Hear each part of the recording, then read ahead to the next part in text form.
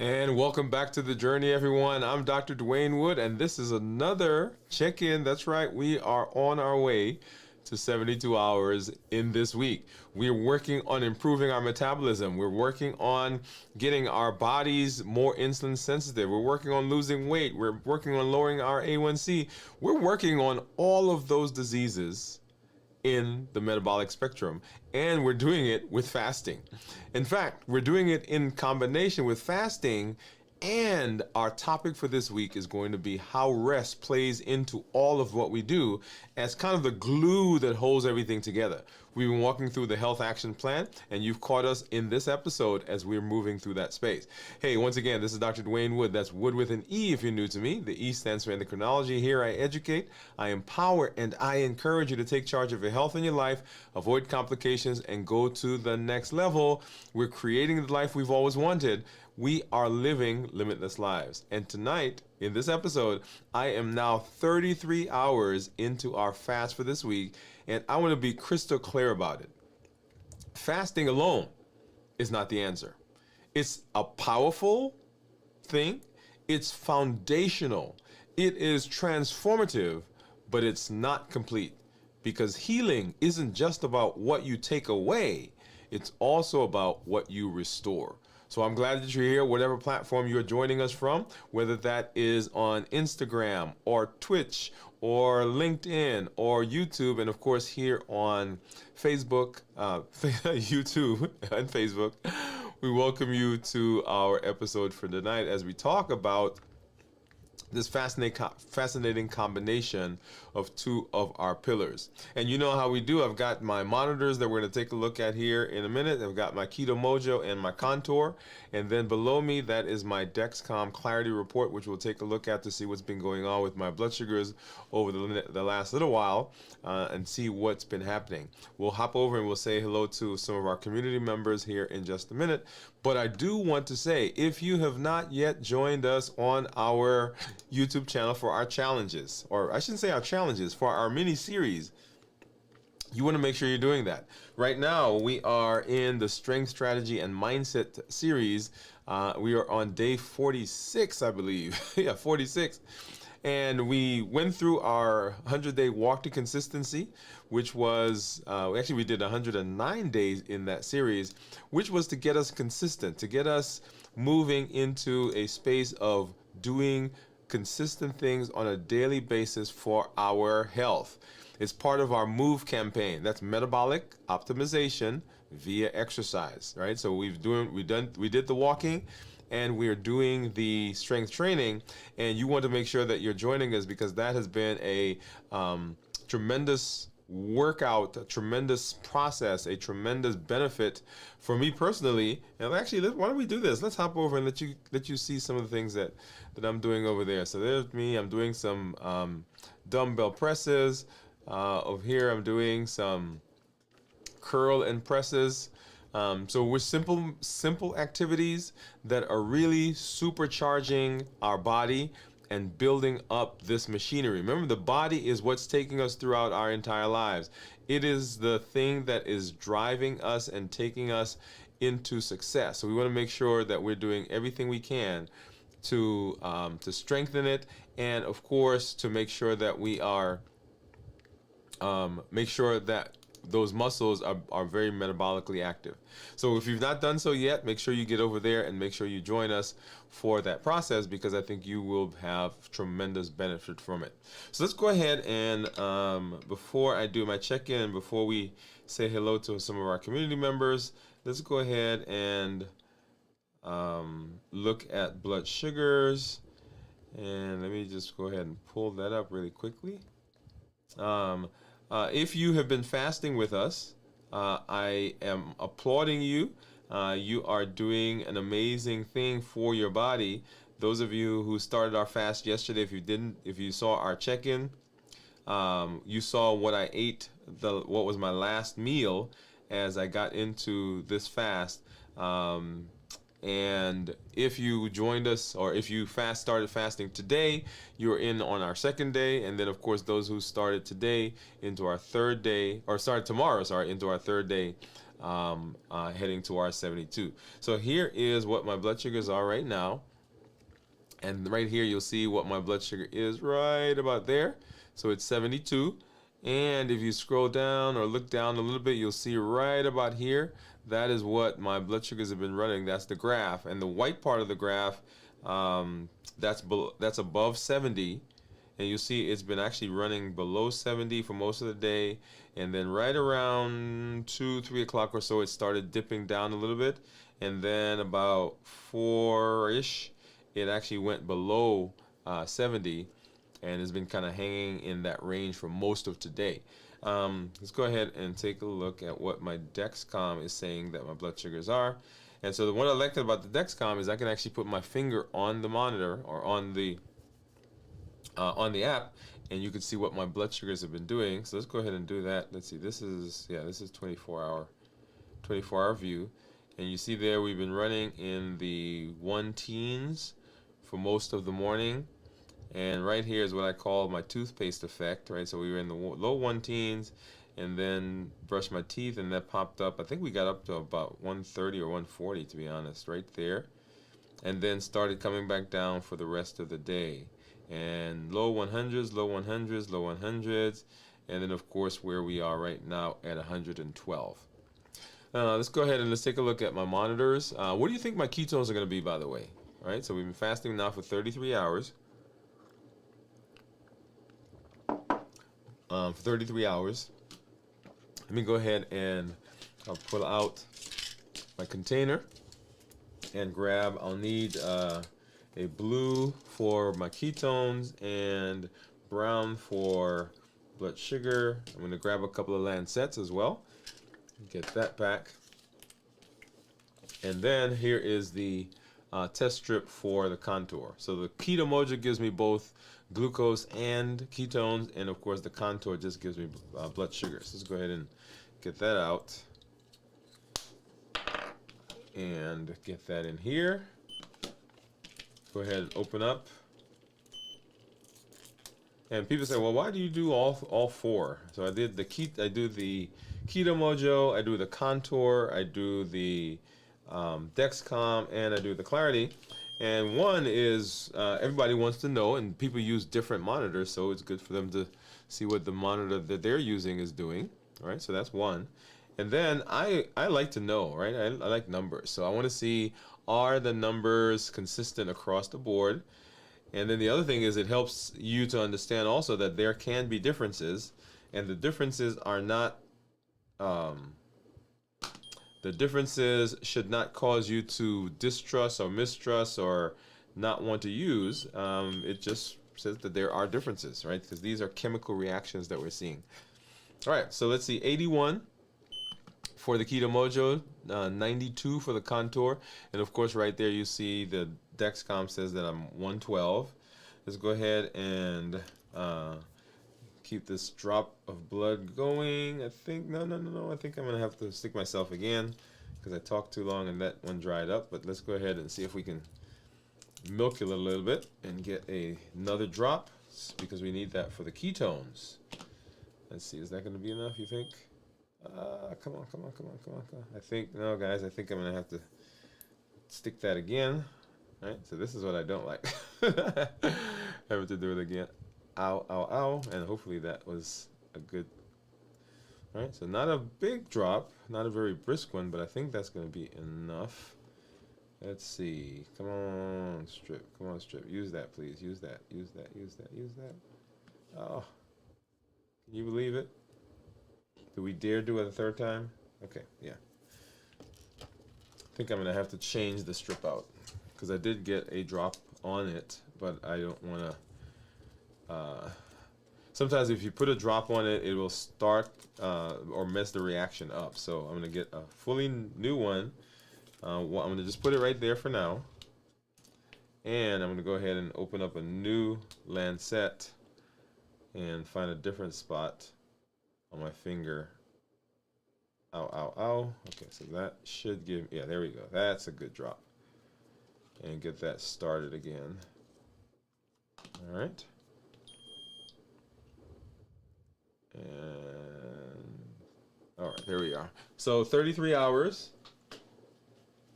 into this week's fast. What do you think ketones are going to be? Go ahead and drop that in the comments. Let's see. I think I see some guesses in there. 0.7. Look at that, 0.7. So remember when we talk about ketones, ketones that are less than 0.5 are considered normal. 0.5 to 1.5 considered nutritional ketosis, and then above 1.5 considered therapeutic ketosis. And so right now I am in the nutritional ketosis, and we want ketones as we're talking about ketogenic diets, as we talk about fasting and the things that we are trying to do in our metabolism. We want the ketones to be at least 0.5 or higher. And even as you, those of you who are trying to maintain a ketogenic diet, that's where you want the ketones to be as well. Okay, now let's go ahead and we're going to jump over to my monitors. So let's go ahead and do that. And so here is my Dexcom clarity report, and my average blood sugar is 109 for the last 14 days with a glucose management indicator of 5.9. That means that if I were to get an A1C based on the blood sugars that I'm getting right now, my A1C would approximate a 5.9. Now I can't call it an A1C because it's a calculated number, but it should be close to that. I am in target 99% of the time, which you'll see right here, and the target is 70 to 180. Now I tell patients and my clients and our community that I want your blood sugars not to be up to 180. I want your blood sugars to be ranging between 100 and 180. Normal blood sugars are anywhere from 70 to 99. Okay? 70 to 99 are normal. That's what the body is expecting. The range that we give is a safety issue, right? If you're on medication particularly, we say, hey, we'll allow your blood sugars to ride up to 180. But if you are constantly at 180 for your blood sugar, that is giving you an A1C that is probably like an 8.5 maybe, which we don't want, because we want A1Cs that are less than 7. 6.5 is kind of the target that most people will say. So if I go ahead and hop over here now and do a 90-day average, you'll see here that my average for the last 90 days or 3 months is 110. And this is important because our A1C that we're looking at is over 90 days. And so that shows what my average would be over 90 days. Looking at the glucose management indicator, 5.9 would be my A1C, my average A1C, or my estimated A1C. I'm in target 97% of the time, with a target being anywhere from 70 to 180 once again. And then if we go over and look at my actual reports, and this one I like to show because, so here's what my blood sugars are right now, right? So this is what we've been running in the low 100s. Low 100s, low 100s, low 100s for most of the day. Right around here, once again, that's my toothpaste effect, as I call it. And then going earlier into midnight last night. And then let's go back. We're going to keep going. Well, let's do that. Yeah, let's keep going this way. And so I started fasting right about here. Right, so my last meal, if you didn't see that episode, go ahead and watch that. So I started fasting right about here. And so starting there, we're going to go forward now into today, and let's see what the blood sugars did as I ate that last meal and then moved into the fast. So 117 was what I had a salad. We had some baked chicken. The salad had, of course, lettuce in it. It had, what else did it have Actually, I don't even remember what the salad had. So I had salmon and baked chicken. And so my blood sugar spiked up to about 130 maybe, 138 after that meal. And then kind of remained in the 120s, 130s. And then right about maybe 9 p.m. last night, started going down into the 1-teens. And that's what you saw as we saw that blood sugar over the course of today. Right? All right. Now going backwards further, So started the fast right here. So right now we're 33 hours. And then if I go backwards, you'll see what happened to my blood sugar over the course of the days following my fast. So I was in the 130s.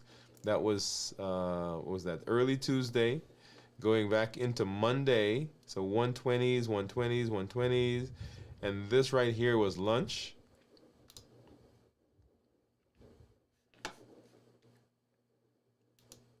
All right, let's see. This right here was lunch. Ooh, let me do one thing here really quickly. Yeah, so right here was lunch. And then going backwards, going backwards, going backwards. All right, that's the entire Monday. And then going further, right here, we were in the low 100s. Okay, so that's where the blood sugars have been into that day. So so as you see, our goal is always how do we maintain stable blood sugars as we are continuing in the fasting process, continuing in the metabolic improvement. Let's get off of that screen for a minute. As we into our metabolic improvement, as we are working to optimize our metabolism.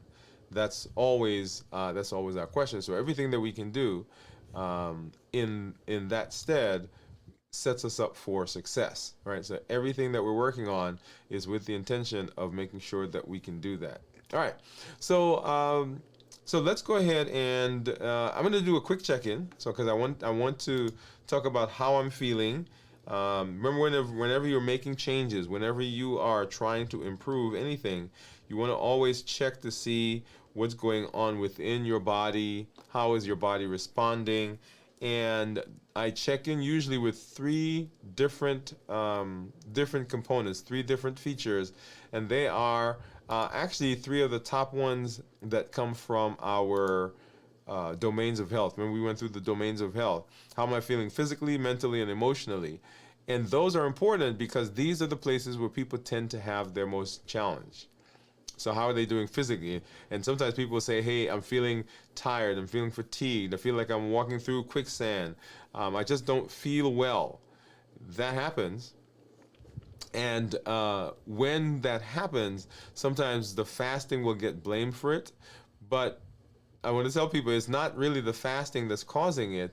It's often that we're not well rested. And if we're not well rested, then that can cause a problem for us as well. And then, of course, mentally, if we are not well rested, that can cause a problem for us in terms of our mentation as well. Okay, so so you want to make sure that you are getting good rest. If you get good rest, then you will also be able to kind of work through and move through some of the other things that you may feel. If you're not rested, then your resilience, your ability to manage, your ability to buffer can suffer. Buffer can suffer, right? And so that will cause problems for us. And then emotionally, this has been actually a good week for me because I have well, we had some good things happen this weekend. Of course, my son went camping. I was out there. The week started out well, and we are continuing to do a good job in limitless living. Weight is good. Practice is going well. So things for me generally are doing well, and so as a result, right now I'm actually feeling pretty good. I'm gonna make a quick change here, everybody, because I think here we go. So yeah, so mentally doing well, and also I am in the process of continuing to work on our community. This space that I'm in, I enjoy what I do, and that is always a good thing when you enjoy what you do, because if you don't enjoy what you do, guess what? things become a little bit more challenging for you. All right. So that's what's going on with me physically. And when you're rested, then you are able to move through your metabolic space. You're able to eat well. You're able to make better choices. You're able to fast. You're able to, all the things that we talk about are better when you are well rested. Okay? Which we'll talk about, hey, here in just a minute. Because today we're talking about the combination of fasting and resting, which is an amazing space to be in. All right. And so let me get back over here. Okay. So I think or I should say, I think our internet went down here a minute ago, and so some of you may have lost us, and hopefully you are seeing us again. Let's see. Yeah. So the fasting, that's what's happening, right? So we are continuing in the fast. We'll talk about this combination here in just a minute. We'll talk about this combination here in just a minute as we talk about what we're doing and why we're doing the things that we're doing for our health. All right, there we go. So as you saw from our monitor, then our blood sugars are doing well. Our A1C, I'm estimating that the A1C is going to be, for me, fascinating, right? At least it should be. When I get those numbers from my physician, we'll be able to kind of look to see what's been going on and what those numbers look like. My weight, which we did not do, so let me go ahead and I'm going to pop over there, and so we can see what's been happening. And so here's my weight, and looking at the graph, let's see, so when we were fasting, we were right there about 180, 189. I think we had gotten down to maybe 187, and then to 190 is what the blood sugars, or what the weight is right now, and you'll see that there. One of the things that I always want to point out to everyone is that what we're looking for progress. So if you look back at in this app, the highest weight that I have recorded is the 240, but at one point I was 287 pounds. And if you see what's been going on with the graph, right, you'll see kind of an up and down and up and down and up and down, but the general trend is in the downward direction. And so I am not looking for a trend that says, okay, right now I am boom, right? So I'm not looking for a trend right now to say everything is perfect in this moment. But what I want to do is I want to make sure that as I'm going through the process, that it is moving in that direction. Okay? Because if it's not moving in that direction, then I have some issues going on. And so we want to make sure that we are moving in that direction, and that's what you see on the graph. That over the course of time, even though we had some fluctuations, and that one down there was an error. Even though we had some fluctuations, what we're seeing is that we are heading in that direction. We're heading downward, and so you see there that my weight fluctuated, but we are right there at 190. And going backwards in this app, the highest weight that we had was a 260. In my history, my highest weight was a 287, and so about 100 pounds down, 188 pounds. Oh, sorry, 88 pounds now. Is it 80? Did I say that right? No, 98 pounds is where we are. But what we're doing in all of our metabolism is we're trying to make sure that we're doing all the things that we need to do to continue to be healthy. All right. So having said that, now let's go ahead and let's hop over and have a conversation about our discussion for tonight, right? Because it's a very interesting one as we move through this metabolic space. So let's go ahead and let's do that right now.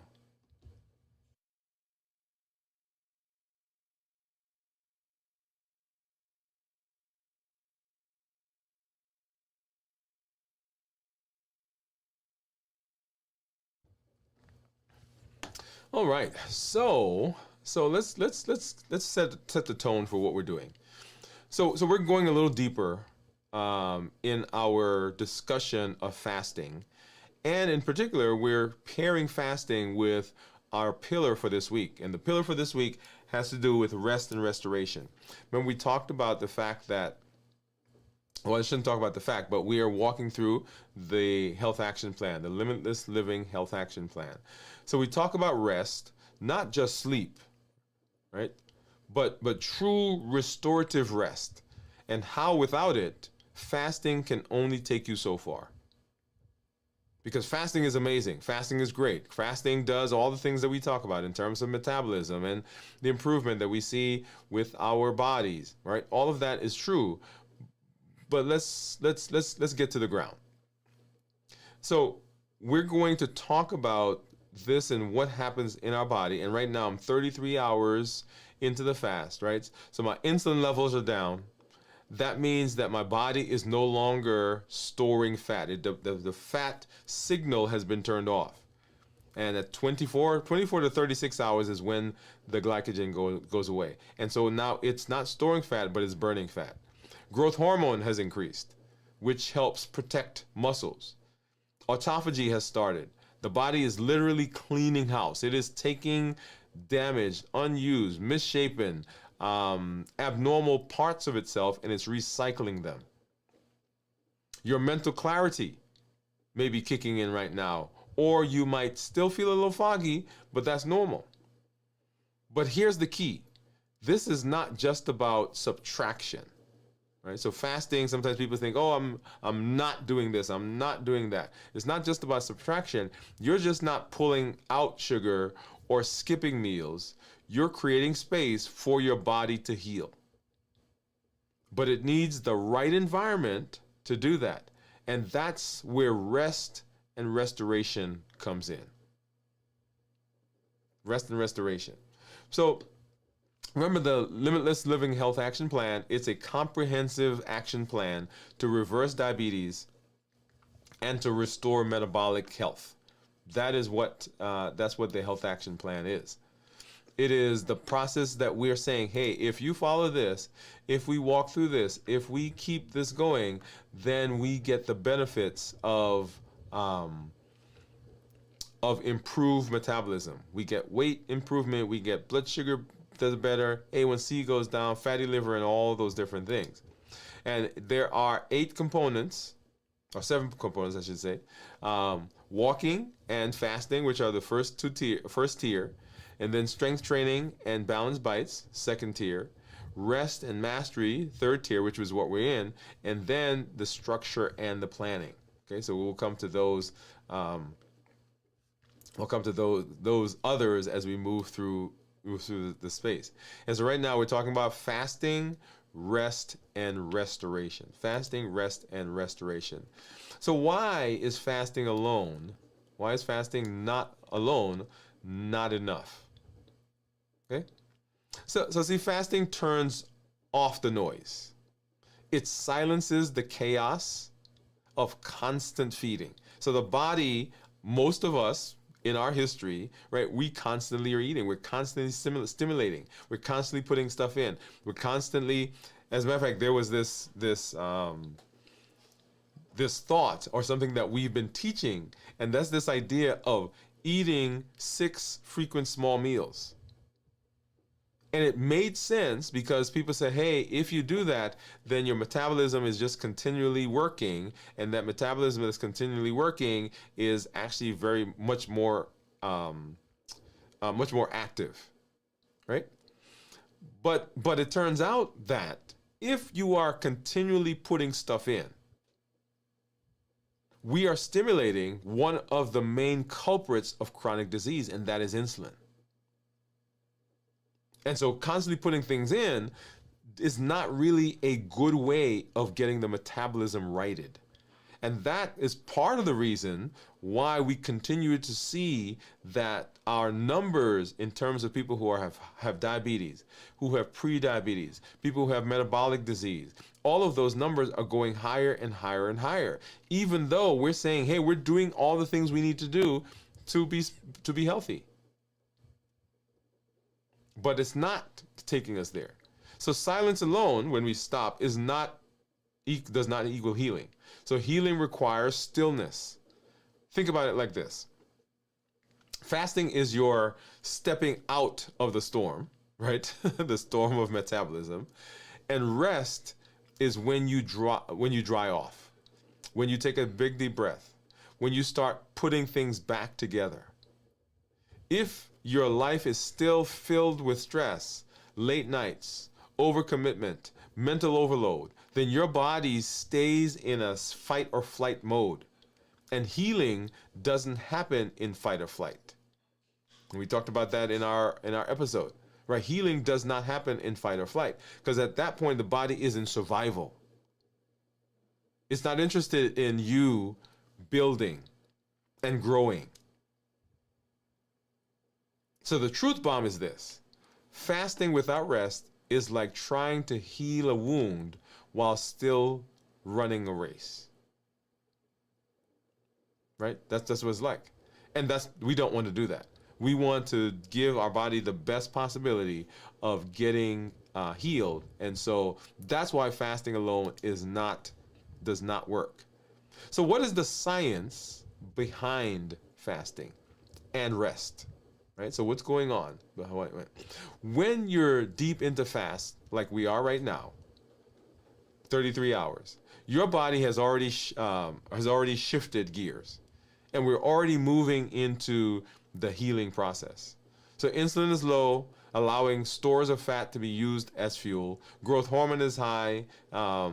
This is preserving muscles, preserving mass. Autophagy is active, and we're breaking down damaged, unused, we're recycling. All of that's going on. But these processes only thrive in a calm environment. If your nervous system is still in overdrive, if your mind is racing, if you are pushing through the day with caffeine, blue lights are going, stress is there, then what's happening is you're blunting the healing process that your fast is trying to accomplish. Because real healing happens in the parasympathetic system. When we talked about the fact that, well, we shouldn't talk about, but you know, or maybe aware that there are two parts of our nervous system. There's the sympathetic, which is the fight or flight, right? The fight or flight, where everything is amped up. Your heart rate is going, your eyes are wide because you're getting the light, you're preparing for action, there's danger around, and you're in that mode. That's the sympathetic nervous system. In that mode, the body turns off all the healing process because at that point, it needs all the energy it can to fight off the tiger or the bear or whatever it is, whatever it is that you're getting ready to deal with.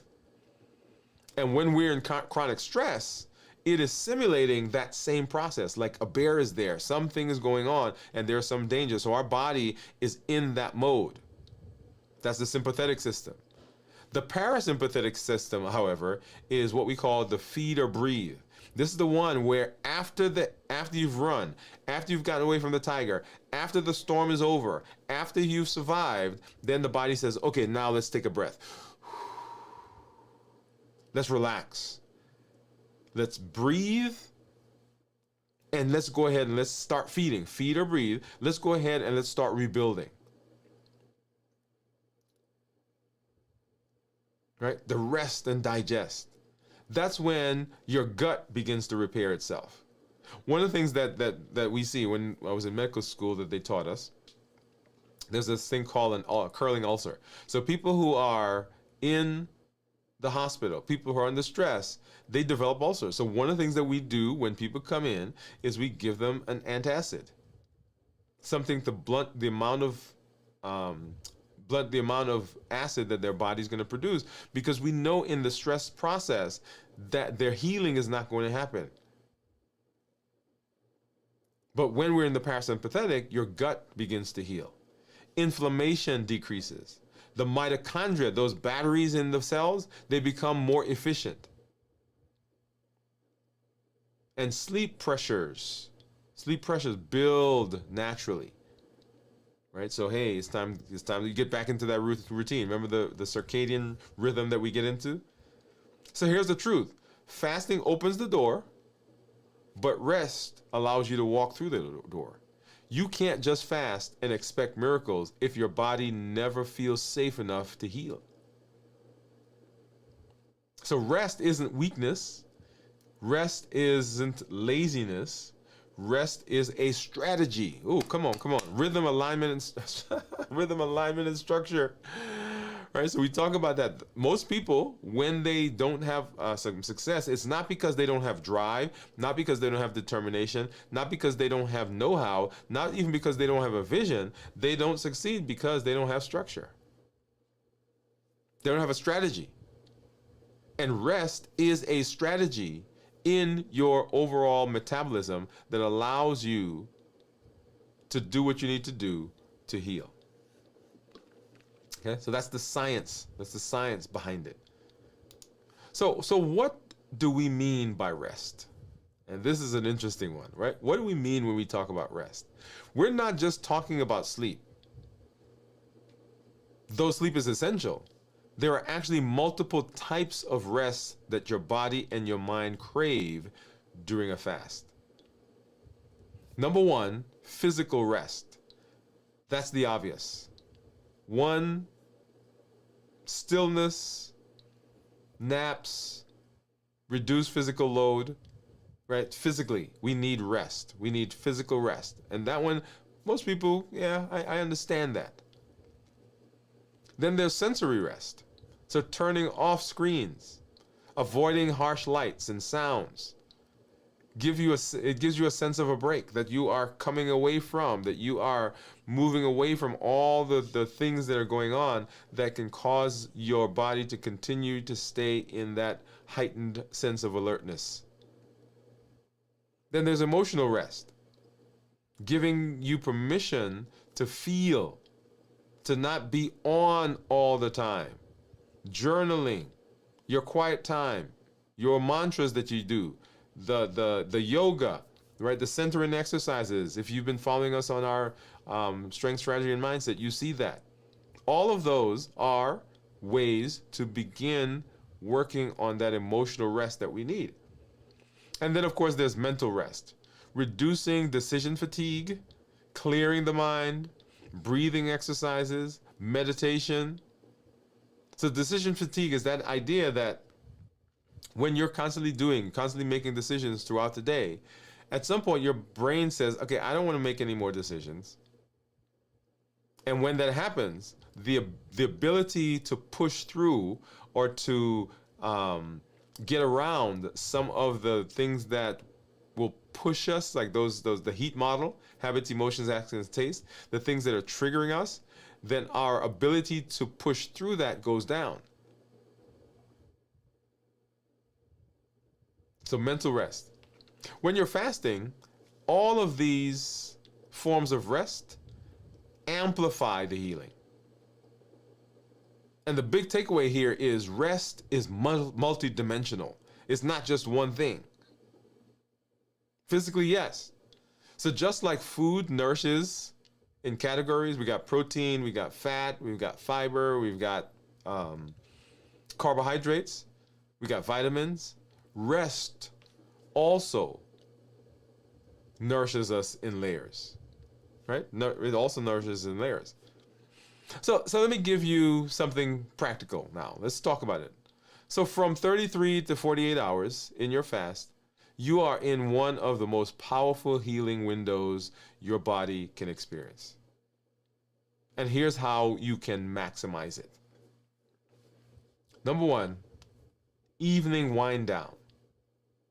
So this is pre-sleep. So start dimming the lights 1 to 2 hours before bed. I know sometimes at our when we're at a function and they want us to get out, they'll start dimming the lights. Like you go to a basketball game, like, okay, are your parents here? Okay, everybody, now we gotta start going home, right? So we start we start dimming. So same thing here. What you're doing is you're cueing your body, saying, hey, in a little while we're gonna get to rest, so you can start shutting down. You can get the cortisol start going down. Our heart rate can start going down. We don't have to push as hard. We don't have to pump as hard. We can improve. We can begin shutting the system down. So number one, the evening wind down. Number two, movement choices. So gentle stretches, right, will help in that process. Now, I think I've mentioned to you that one of my struggles is actually the rest and restoration, right? So I fast, not a problem. I go work out, I walk, I'm looking at my balance bites. All of those are great. Well, the place I have my biggest challenge is in the rest and restoration. And so with the benefits I'm seeing, right, imagine how much I can supercharge that with rest. So gentle stretches before bed or throughout the fast. Mental inputs. So trade screen time for quiet. Maybe listen to some music. I have off to the side, I've got my bass. And so sometimes I'm here, particularly if I am doing something and I'm having to put a lot of thought energy into it, or I'm tired, and for some reason I think I need to stay up, right? So I'll grab my bass and I'll start playing. Right? So I'll sit here and put on some music and get that bass line, and I'll just go. Listen to some music. Sleep environment. So cool room, dark, consistent time. What you want to do is you want to optimize the time that your body is able to get into the space. When you do that, this will help you become better at what you need to do and gets your body in the mode. Remember, our bodies work on familiarity. It works on rhythms. And so as you are doing the things you've got to do to get yourself ready for rest, your body begins to get a cue. The lights go down and say, hey, we're about to go to sleep. Music starts to play. Hey, we need to relax. We need to begin calming down. We need to get the cortisol levels down. We need to, right? So all of that is happening as we're moving through, as the body is getting into the routine. And that's why that constant time every night is important. Right? So this is your rest ritual. So just like we meal prep, come on, we need to sleep prep or rest prep. So on my phone, in my app, and so this is now talking about non-sleep rest, right? So in my phone, I have an alarm, and the alarm goes off a couple times a day. And it says, are you willing at this time to do what you need to do to be successful? Are you willing at this time? So what that means, now, there are times when it goes off and I'm in the middle of something, but it reminds me that I've got to take a break. It reminds me that I can't keep going. It reminds me, hey, maybe you just need to move away for a minute or two. And so in my office, right, so they'll see, I'll say to my team, hey, I'll be right back. And they'll see me move away from the space, from the clinical space. I'll go to my office just for a minute, because I need to get out of that space. I need to do something to restore myself so that I can show up in the best possible way for myself and the best possible way for my patients. when I do, when I first started doing coaching, I would schedule, right? My schedule was set so that, you coached and there was like a 5 minute break between the next coach and the next person, right? So you set it up that way. And I quickly realized as I, talk to people is that you can't. Because you got to decompress. You got to kind of take a moment and you got to deal with, right? Because as you're coaching, you're involved with the people that you're talking to, right? The energy that they have, the thought processes that they have, you are putting energy out, and it takes recovery. So are you willing to do at this moment what you need to do to be successful? Does that mean taking a moment away? Does that mean doing some strength, breathing? Does that mean go drink some water? Does that mean closing your eyes for a minute? I've told a lot of people that I go to St. Simon's Island, right? That's a place off the coast of Georgia and Florida. Went there with my wife years ago and loved it. And when I am in the space where I need to relax, where I need to get away, I'm at St. Simon's Island. Right? So let me be honest. For years, I thought the grind was the goal. Man, I was going to graduate with my degree. I was going to go to residency, got through fellowship, and I'm going to open the practice. And I remember when we opened our practice, our son was young, and when we started the practice, we would be at the office late at night. He would be in the little bassinet, and then the pack and play thing, and we just put it on the ground, and we'd be there late into the morning. Right, so the grind, that was the goal. Yeah, man, we got this. We graduated, we're starting this practice, let's go. And I wore exhaustion like a badge of honor. Man, I'm at the office all the time. I'm in the hospital, or I'm seeing patients.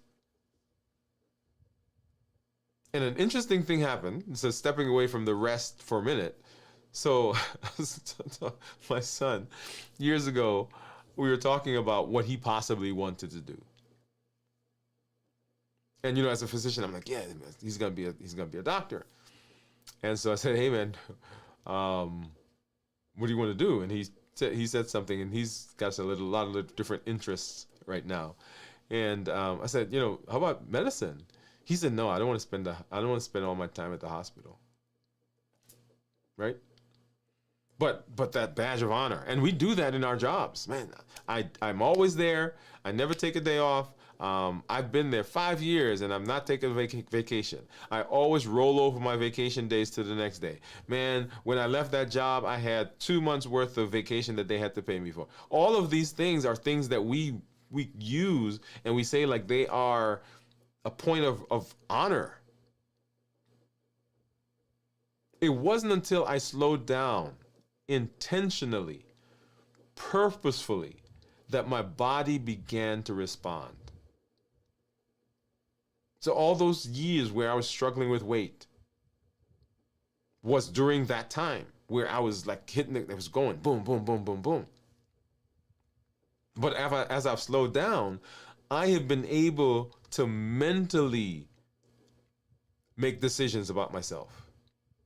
I've been able to work on me because I'm not putting all my time over there anymore. Now I've got time for me. I've got time to think and assimilate things.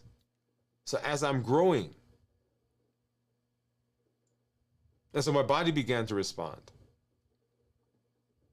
Energy came back. Clarity came.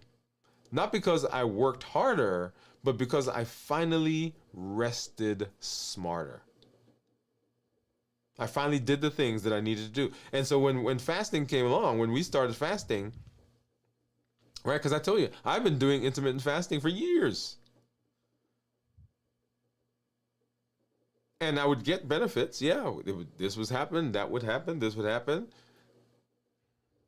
But the health action plan that we're talking about, when I started following that process, was when I started seeing profound improvement and sustained in a sustained process. So one day, one of these episodes will come and we'll go through and walk through, and I do quickly now go through my weight, but talk about, okay, what was going on during that time. Right at my highest weight, you know where I was? I was in residency and fellowship. I was at the grind. My weight shot up when I got into medical school because I did not have a method of resting, and frankly, I didn't have good coping skills. I didn't have the ability to cope with the things that were happening. And so I began buffering. And as I buffered, man, the food didn't complain. And so we kept using food as the buffer. And the weight kept going up and up and up. And the blood sugars were out of control. But rest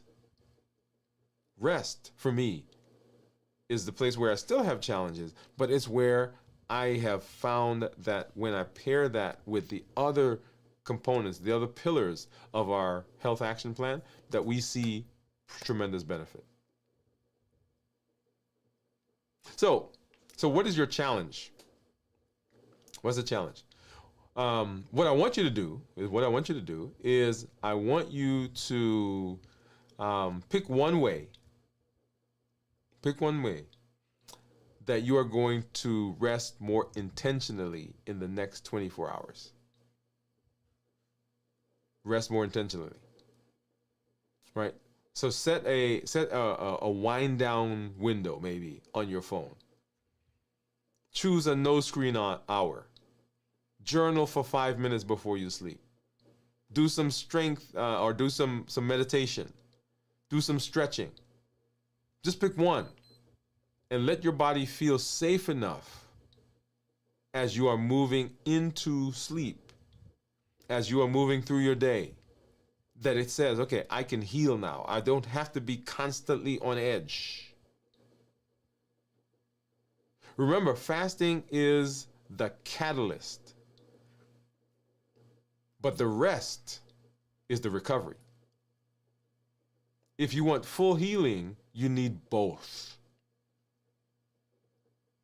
You got to have the clean out, the fasting, but you also have to have the ability where the body says, okay, we've gutted the house.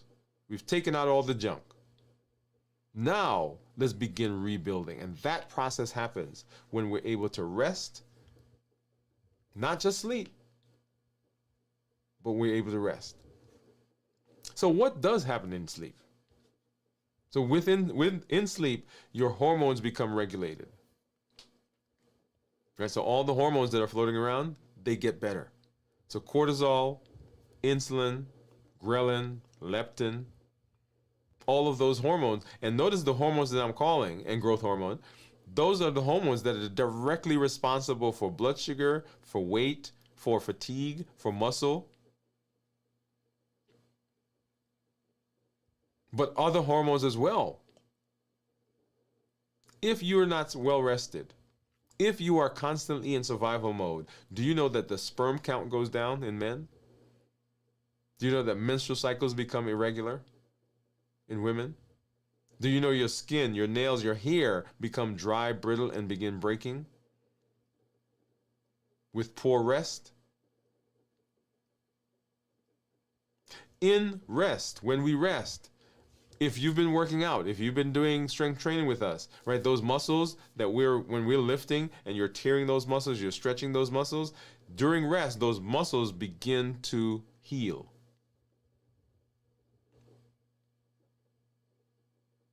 It is during rest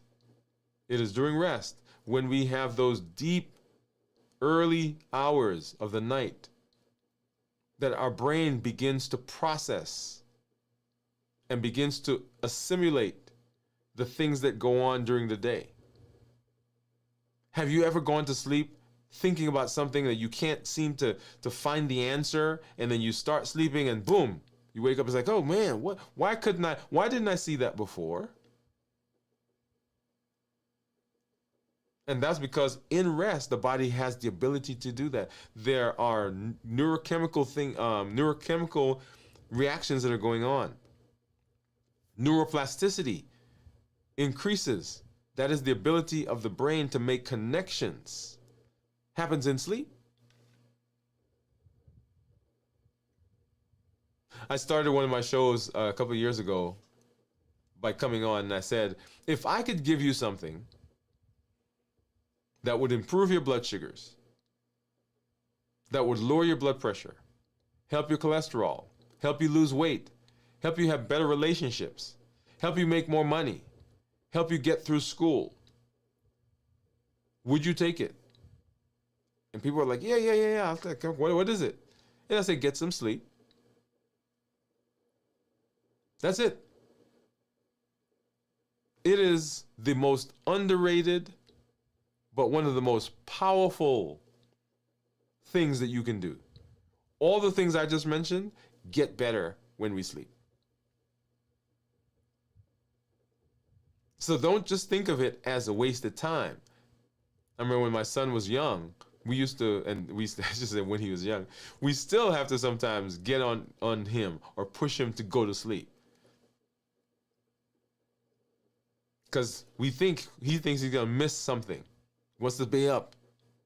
And sometimes we think that sleep is interrupting our lives. Man, I got to go to sleep and I can't wait to get up and so I can go back to wherever it has to be, right? Or go back to work or go back to school or go back to wherever.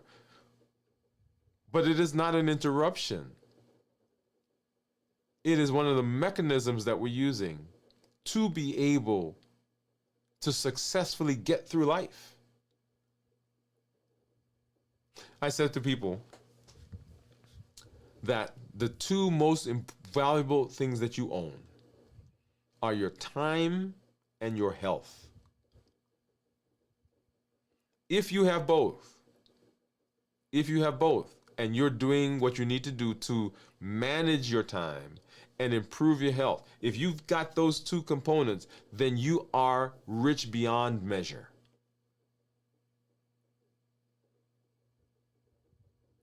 But sometimes we pit one against the other. I don't have time to eat well. I don't have time to exercise. I don't have time to think about my health. I don't have time to go to counseling. I don't have time to deal with the relationship. But when something goes wrong,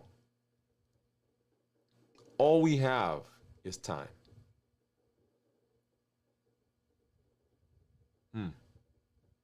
And sometimes when something goes wrong, the amount of time that we have actually goes down as well. So our goal is, how do we do the best that we possibly can to get this body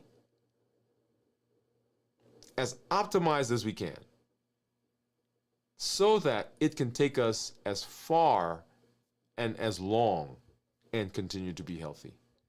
And that is our goal as we talk about the combination of rest, restoration, and fasting. All that we do is with the intention that we are working through the process of being healthy. And our the Limitless Living Health Action Plan, the Limitless Living Health Action Plan is the blueprint for getting us there.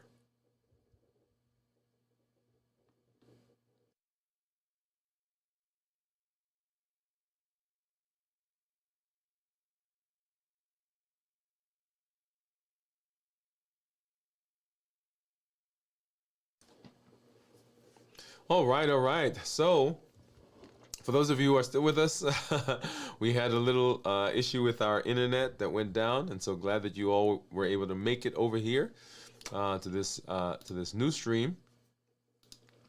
One of the most important parts of our health action plan is to understand that all of the things that we talk about, all the pillars, they are not isolated.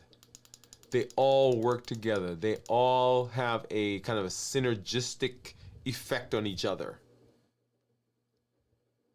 Right? Connecting the physiology of fasting with the improvement that we get from rest and restoration, and the power that we get from strength training as we fuel our body with the right things in the balanced bites, and the rhythm that we get from the walking, and the power that we'll see when we get to our mindset activation.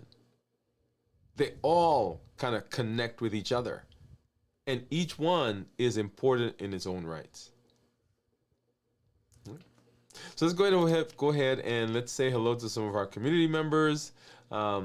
And we didn't get to do this earlier before our stream went down, so let's go ahead and do that now. And I see Jennifer is over there. Jennifer says, howdy all. Hey Jennifer, what's going on? Glad to see you. Gion says hi to Jennifer. Gion says hi, Doctor and Limitless Living Gang again. Right, again. Jennifer, how are you? From Gion. Cornelia saying hello. Jennifer said, doing well. Supper was fresh lettuce and greens from the garden, radishes and onions from the garden, green beans canned from last year's garden, and local raised beef. Oh, wow. Jennifer, that sounds delicious. Pamela says, hey, Jennifer. Gian says, I love your garden, Jennifer, and your supper was great. Cornelia says, I love it, Jennifer. Pam says, never have a problem with rest, all types. Other things have problems with, I have problems with other things, I think is what you're saying. But I believe in getting my rest. Oh, very good, Pam. Gian says, great, Pam. I'm happy you are good at rest. Likewise, I am also very good. Gian says, I love rest. Rachel, hey, Rachel, how are you? Welcome.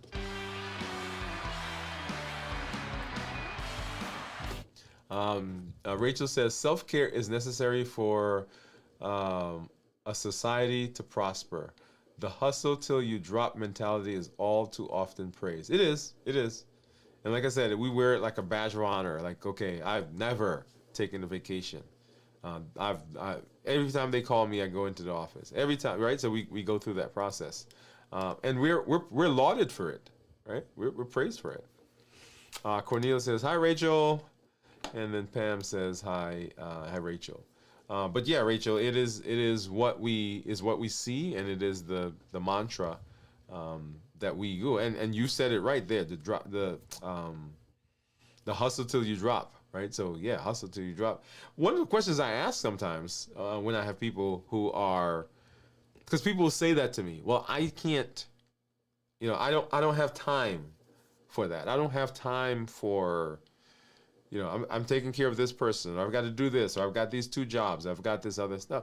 And one of the questions I ask, I said, what do you think happens on your job? Let's say you go to your job, you're at your job, and you are good at what you do, right? So this is not like, bashing your work. You're good at your job. And of course, everybody is so excited that you're there. Whenever there's a thing that needs to be done, they're like, man, we can ask her, we can ask him, because we know they're going to get it done. So you're very professional in what you do, but you're always there. And I ask people sometimes, I say, what do you think will happen if, God forbid, something happens to you and you can't go? You have an accident, you get sick, you pass away. You know what happens? Somebody else takes the position. And the job goes on, the company goes on, the things get done. It goes on. But we pride ourselves that, man, they can't do that without me.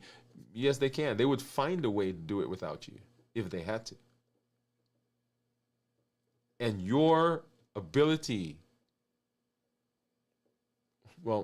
so there are 1,440 minutes in a day.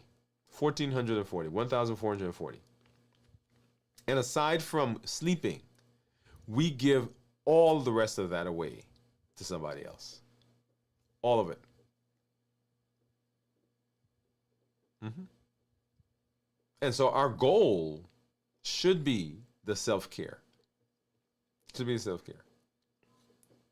And so that's what I want you to do. As we did in our challenge, um, make sure that you are picking one thing in the next 24 hours that you are going to do to intentionally rest. And you want to hear something? So I did not rest well last night. I got some sleep, but not as much as I needed. And so today was it was an okay day, but it was a tough day for me. And so I came home, and so the show is scheduled for 9 o'clock.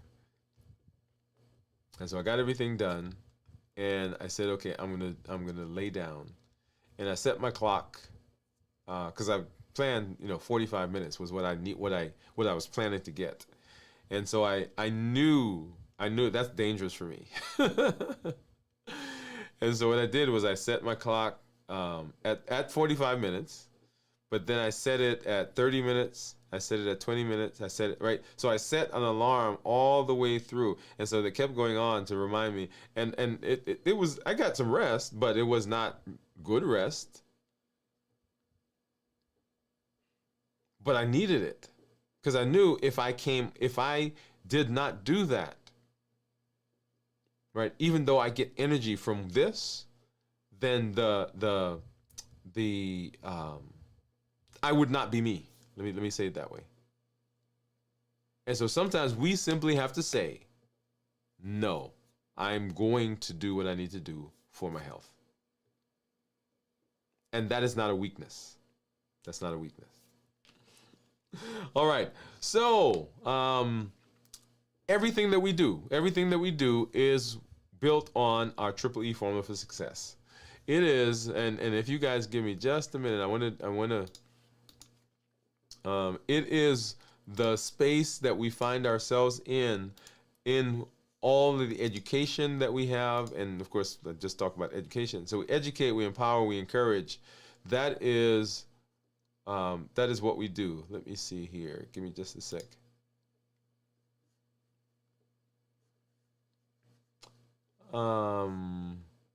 So we educate, we empower, we encourage. And what I was looking for is there is a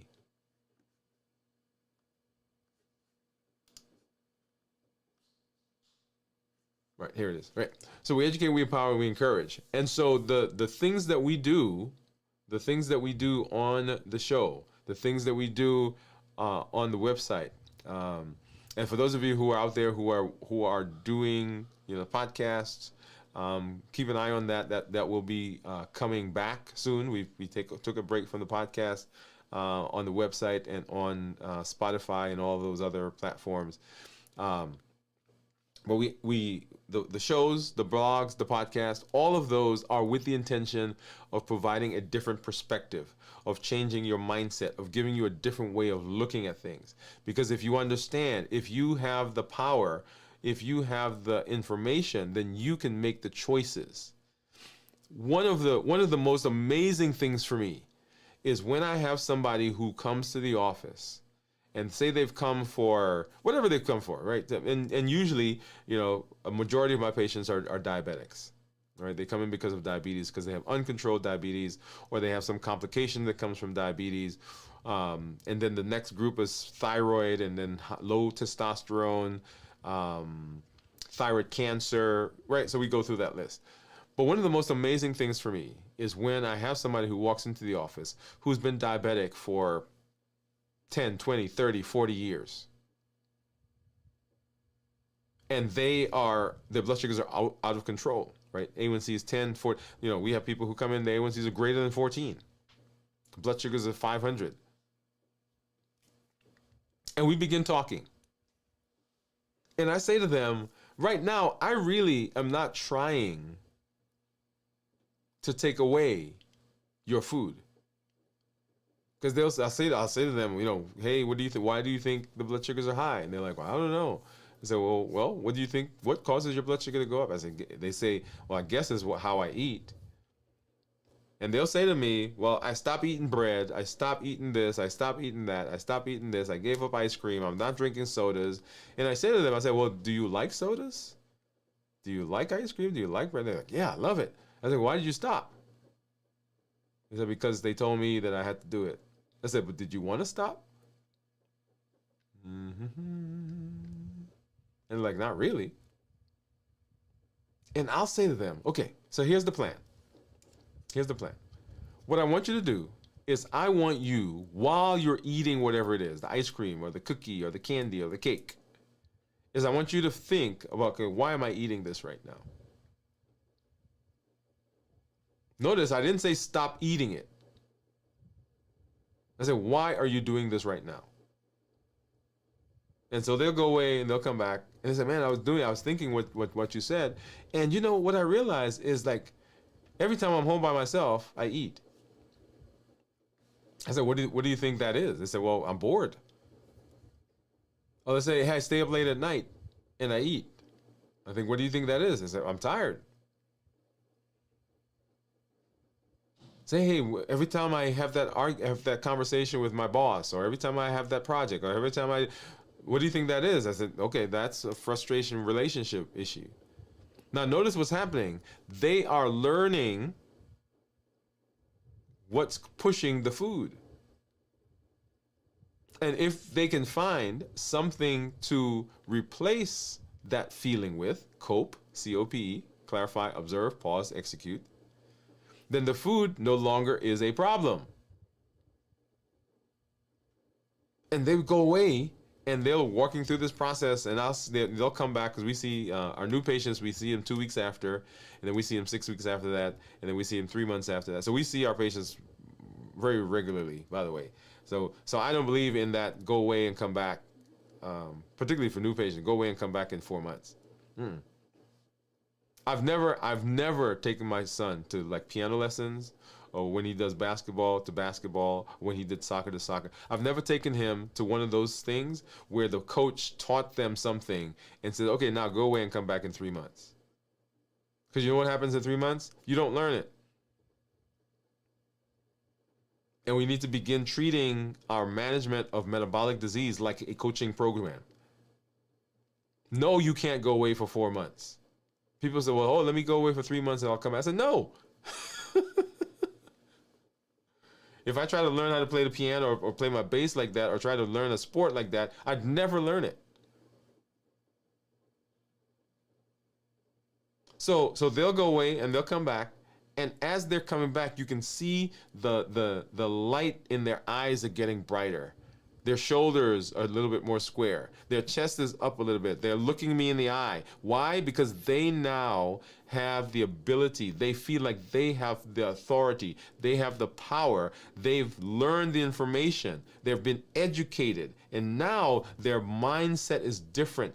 They get to make the choice. There's no more, here's a list of food to eat and here's a list of food not to eat. They understand balanced bites. So as they're looking at the food, they say, okay, that one right there, I like it, but I can fix something else. That one right there, I like it, but I'm not going to have it every day.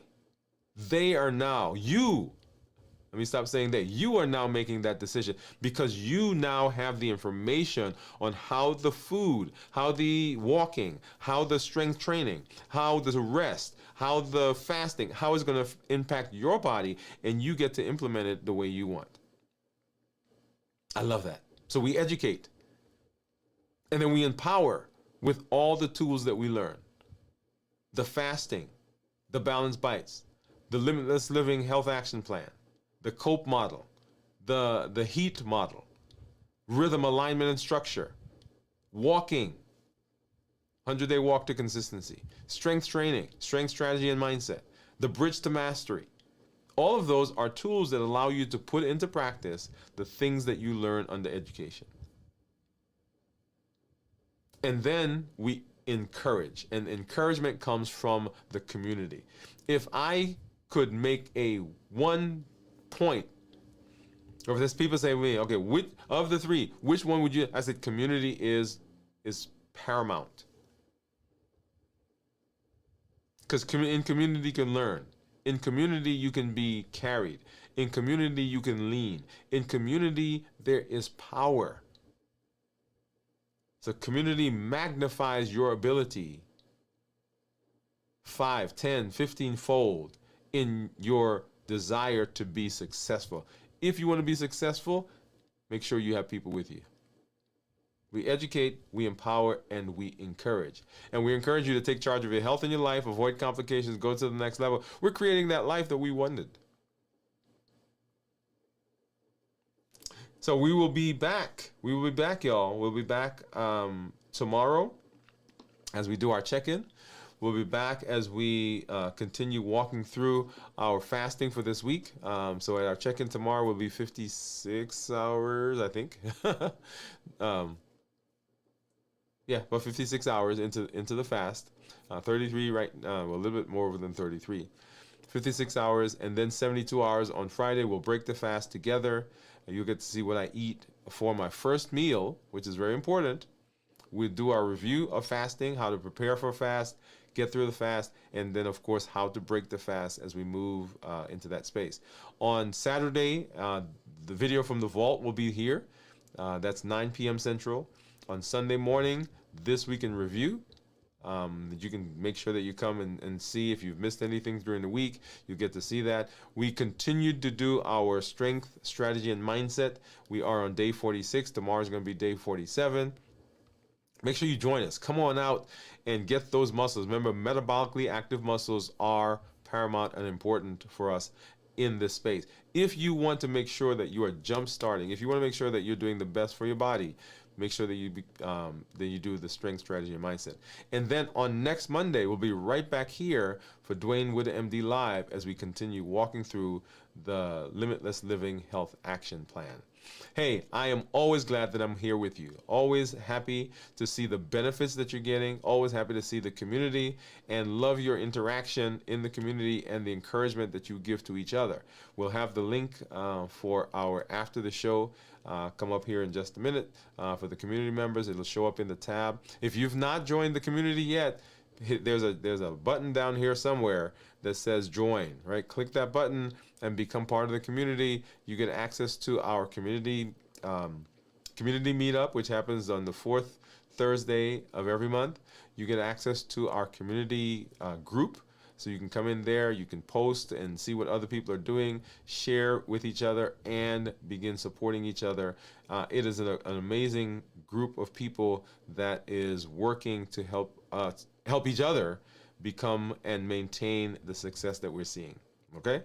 And then, of course, Dwain Woode MD Live, which we'll see next week. Make sure you join us. Thank you for being here.